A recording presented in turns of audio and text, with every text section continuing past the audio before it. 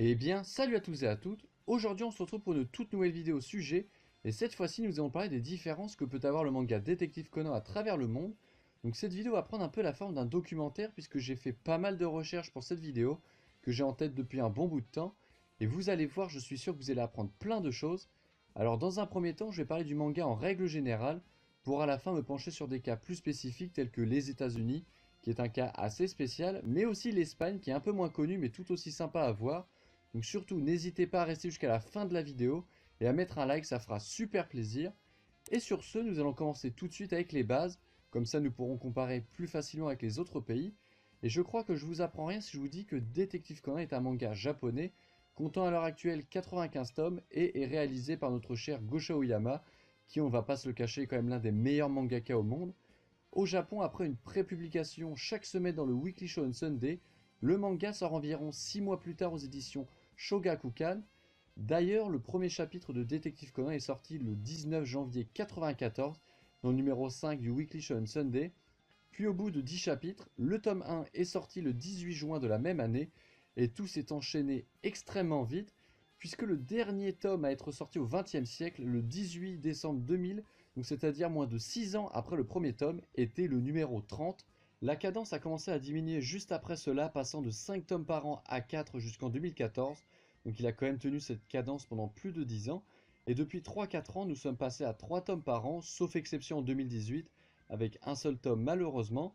Mais je pense, sans trop m'avancer, que 2019 sera un peu mieux avec au moins 2 tomes, puisque déjà le tome 96 est assez proche de la fin, avec au moment où je vous parle 7 chapitres sur les 10 requis, mais aussi avec le retour de Gosho Yama qui est prévu pour la fin du mois de novembre. Donc voilà, je pense que 2019 sera un plus grand cru que 2018. Et voilà, maintenant nous allons parler un peu statistique avec des chiffres pour voir la bonne santé de la série et plus particulièrement celle du manga, car pour le cas de l'animé et des films, nous savons déjà qu'ils se portent très bien, avec en moyenne plus de 7% d'audience par semaine pour les épisodes de Détective Conan, et des bénéfices toujours plus importants pour les films, qui chaque année obtiennent un résultat encore mieux que le précédent. Par exemple, nous savons que cette année, le film 22 a été plus vu au Japon qu'Infinity War, qui est quand même un film Avengers, et on sait aussi que le film 22 a fait plus de 6 millions d'entrées, donc c'est assez ouf. Mais le manga est-il en aussi bonne forme que le reste? Eh bien oui, car malgré le manque de publication d'Aoyama, le manga se classe toujours dans le top 3, voire 2 des ventes derrière One Piece, qui a un univers tout aussi énorme. Cette année, le tome 95 s'est vendu à plus de 380 000 exemplaires la semaine du 15 au 21 octobre au Japon. Donc si à chaque fois on ajoutait les ventes des autres semaines ainsi que celles des autres pays, on obtiendrait des chiffres assez gros. D'ailleurs sur Wikipédia on peut voir que de 1994 à 2012, donc en moins de 20 ans, la série s'est vendue à plus de 140 millions d'exemplaires au Japon. Donc juste pour se faire une petite idée, sachant qu'il y a 126 millions d'habitants au Japon, cela voudrait dire que quel que soit leur âge, tous les Japonais ont au moins un tome chez eux, donc c'est assez impressionnant. Maintenant que nous avons ces chiffres, nous allons regarder un peu plus le niveau de diffusion du manga dans le monde, en sachant que malheureusement pour certains pays, Détective Conan subsiste seulement grâce à ses fans. Alors je m'explique, par exemple, et je ne voudrais pas dire de bêtises, mais je n'ai pas vu la moindre trace d'un manga Détective Conan en arabe, alors que l'animé existe bel et bien. La seule chose que j'ai pu voir, c'était des scans traduits par des fans, mais aucune sous forme papier, donc c'est quand même assez dommage. Mais je pense bien que les fans doivent avoir de la suite derrière les idées. Sinon, de ce que j'ai pu trouver, Détective Conan existe dans 26 pays, et tout cela traduit dans 18 langues différentes, telles que les plus répandues, l'anglais pour le Canada, les États-Unis, le Royaume-Uni ou encore Singapour, mais aussi le chinois, donc nous avons le chinois traditionnel et aussi simplifié dans 5 pays, la Chine bien entendu, Hong Kong, Taïwan, la Malaisie, mais aussi Singapour, et comme vous avez pu le voir, Singapour a le droit à une version anglaise mais aussi chinoise, donc elle a un peu plus de diversité que les autres pays. Et comme j'ai pu vous le dire, j'ai cette idée de vidéo plutôt depuis un bon bout de temps. Et à l'origine, je voulais faire une vidéo Détective Conan versus Case Close, donc c'est la version américaine. Mais en la préparant, j'ai vu qu'il y avait tellement mieux à faire.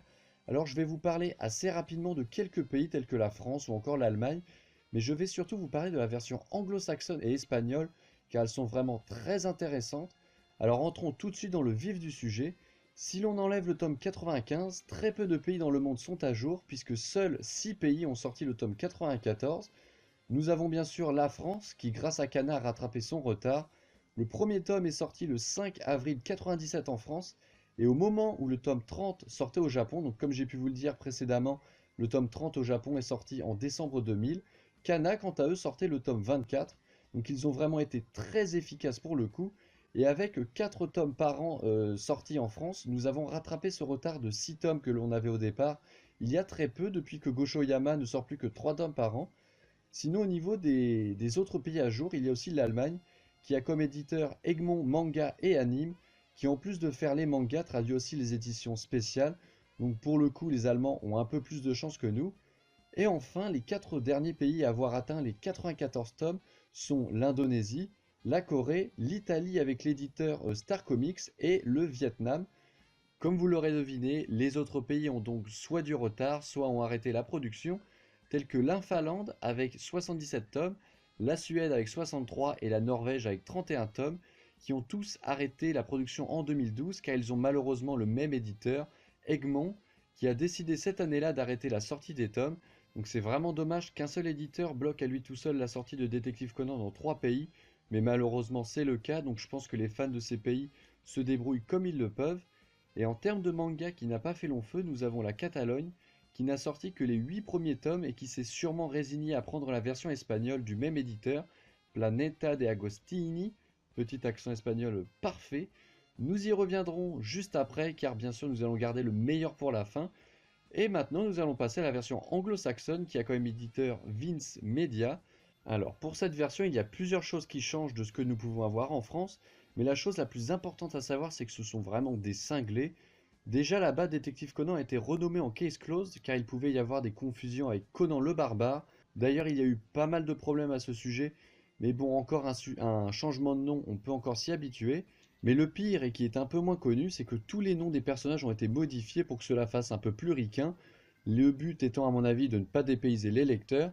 J'ai découvert ça quand j'ai acheté le tome 1 de Case Closed et vraiment ça m'avait beaucoup surpris. Parmi tous les personnages, je vous offre un petit florilège des pires changements. Alors déjà, Shinichi Kudo est devenu Jimmy Kudo, Ran et Kogoro Mori sont devenus Rachel et Richard Moore, Genta est devenu George, Mitsuhiko est devenu Mitch, Yusaku, le père de Shinichi, est devenu Booker. Il y a tellement de personnages qui ont été détruits que juste de vous les citer comme ça me brise le cœur. Bon allez, pour le plaisir, je vous en offre encore deux. Takagi est devenu Wilder, et enfin, Eizo Hattori, le père d'Eiji, est devenu Martin Hartwell. Heureusement qu'ils n'ont pas changé les noms des hommes en noir, sinon l'œuvre n'aurait plus aucun intérêt. Imaginez Jean qui devient Wilfried. Alors là, je crois que je ne réponds plus de rien. Pour le moment, Case Closed n'en est qu'au tome 68, et avec 4 tomes par an, le planning des sorties montre que le tome 84 sortira en octobre 2022. Donc voilà, sur internet, on a déjà un planning de l'ensemble des sorties. D'ici là, je pense que quand eux auront le 84, nous aurons déjà atteint le tome 100. Donc ils sont vraiment très loin d'être à jour. Enfin, pour clore la vidéo, nous passons à la version espagnole qui, comme j'ai pu vous le dire, sort aux éditions Planeta de Agostini. Et alors eux, ça va être assez dur de bien expliquer leur cas, mais c'est vraiment un bordel sans nom. Je me suis procuré plusieurs tomes pour pouvoir être sûr de ce que j'allais raconter. Et quand j'ai reçu les mangas chez moi, j'ai trouvé ça assez ouf. Alors déjà, accrochez-vous bien car je vais vous dire quelque chose qui fait vraiment peur. Les Espagnols n'ont pas gardé le sens de lecture original.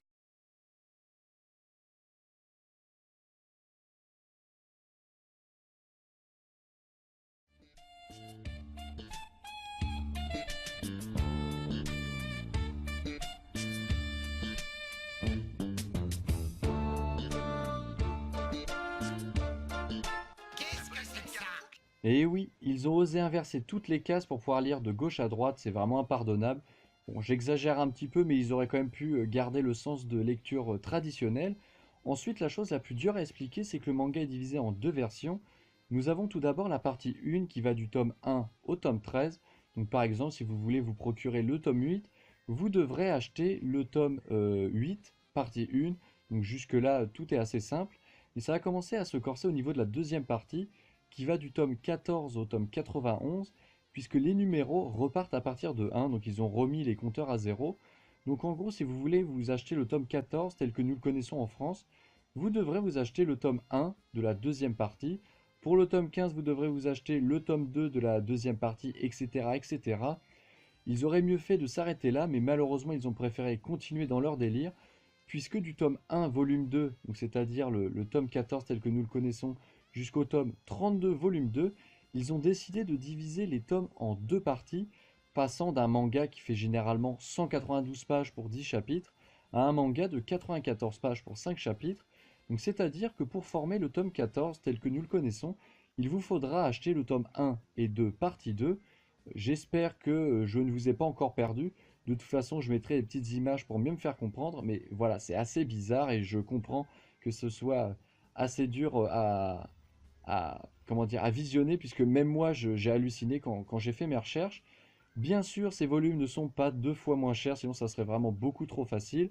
Le seul truc que je trouve assez stylé, c'est qu'en divisant les volumes en deux parties, ils ont été obligés de trouver de nouvelles couvertures pour les mangas supplémentaires. Et ainsi, nous pouvons avoir des couvertures assez cool avec Conan qui fait face à Aibara dans le manga contenant l'affaire où c'est la première fois où Aibara apparaît.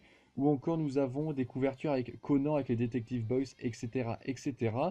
C'est un mal pour un bien en tant que collectionneur français. Avoir des mangas avec en couverture autre chose que Conan, ça fait toujours plaisir. Mais pour les Espagnols, voilà, qui doivent s'acheter deux fois plus de tomes qu'un Français ou un Japonais pour avoir le même contenu, c'est vraiment dommage.